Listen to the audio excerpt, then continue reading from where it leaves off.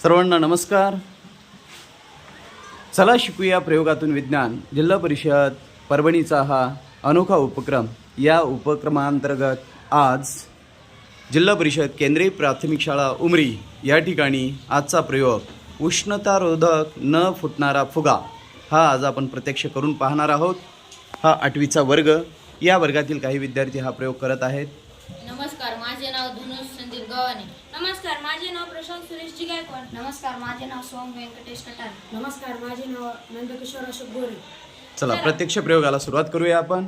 आजच्या प्रयोगाचे नाव आहे उष्णतारोधक फुगा म्हणजेच न फुटणारा फुगा.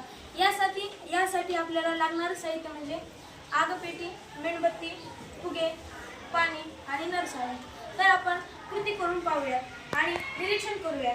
सर्वप्रथम आपण ही मेणबत्ती पेटवून घेऊया.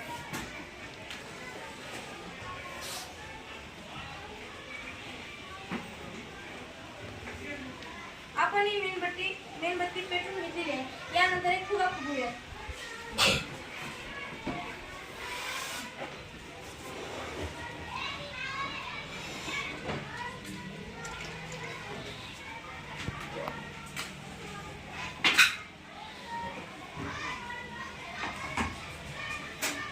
उगवलेला फुगा आपण या मेणबत्तीवर धरून पाहूया. तर काय होतं याचं आपण निरीक्षण करणार आहोत. तर हा फुगा फुटून गेला. तर याच्या मागचं कारण म्हणजे उष्णता. हा फुगा म्हणजे उष्णतारोधक आहे. याच्यामध्ये उष्णता शोषून घेण्यासाठी काहीच नाही. याच्यामुळं हा फुगा फुटलेला आहे. नंतर आपण पुढची कृती करूया.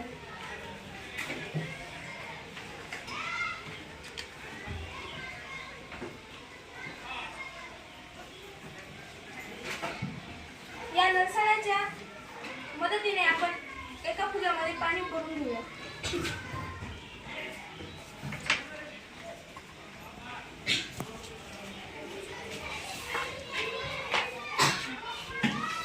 तर आपण एका फुग्यामध्ये पाणी भरून घेतलेलं आहे. यानंतर आपल्याला जो पहिला फुगा होता तो फुटला. आता आपण या फुग्याचे निरीक्षण करायचे आहे.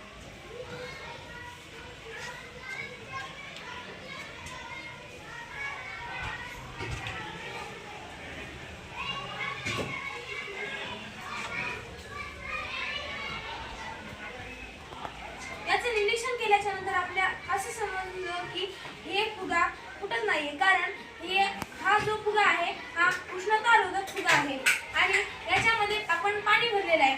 हा जो पाणी भरलेला आहे हा या मेणबत्तीच्या ज्वालेमधून निघणारा उष्णता हे शोषून घेत आहे.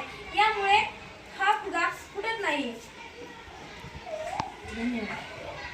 तर आजच्या प्रयोगासाठी आपल्याला 3 प्रश्न दिलेले आहेत. ते आपण जाणून घेऊया.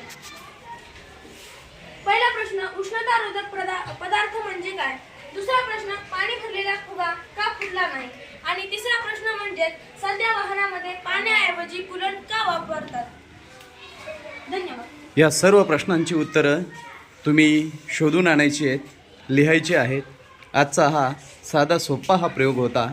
या प्रयोगातून आपल्याला उष्णतेचं संक्रमण कसं होतं आणि उष्णतारोधक पदार्थ म्हणजे नेमका काय असतो हे आपल्याला या ठिकाणी समजलेलं आहे.